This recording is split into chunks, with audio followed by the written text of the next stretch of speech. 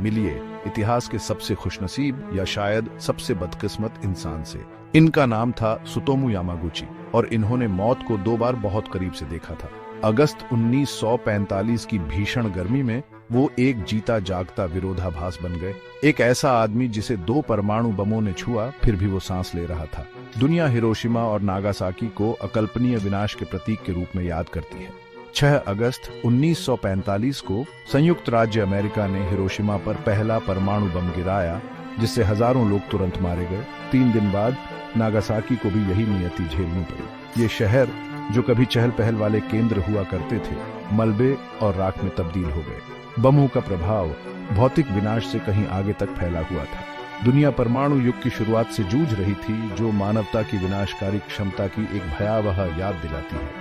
फिर भी निराशा के बीच असाधारण लचीलापन की एक कहानी उभरी, त्सुतोमू यामागुची की कहानी।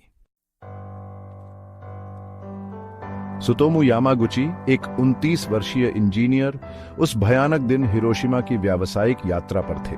जैसे ही वह काम पर जा रहे थे, आकाश एक अंधाधुंध रोशनी में फट गया। हवा गर्म हो गई।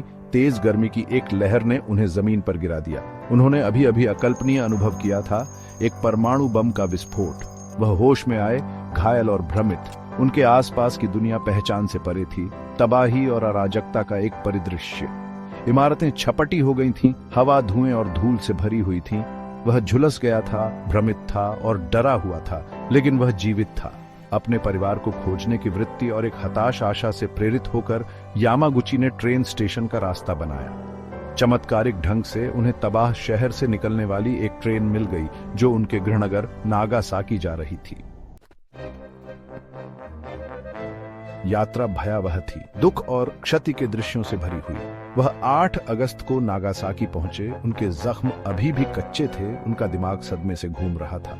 सब कुछ के बावजूद वह आशा की एक किरण से चिपके रहे, अपने परिवार के साथ फिर से जुड़ने और अपने जीवन का पुनर्निर्माण करने के लिए।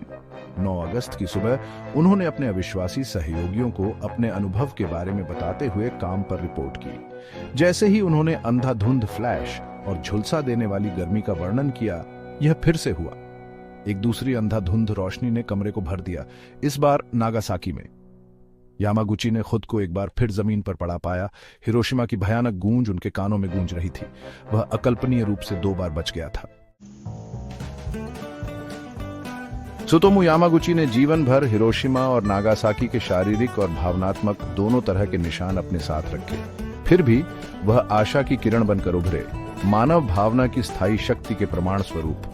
वह 93 वर्ष की आयु तक जीवित रहे, परमाणु निरस्त्रीकरण के लिए एक मुखर पैरोकार बन गए। उनकी कहानी परमाणु युद्ध के विनाशकारी परिणामों की एक शक्तिशाली याद दिलाती है। दुनिया भर के लोगों के साथ गूंजती रही। सभी बाधाओं के बावजूद कभी कभी जीवन अपना रास्ता खोज ही लेता है।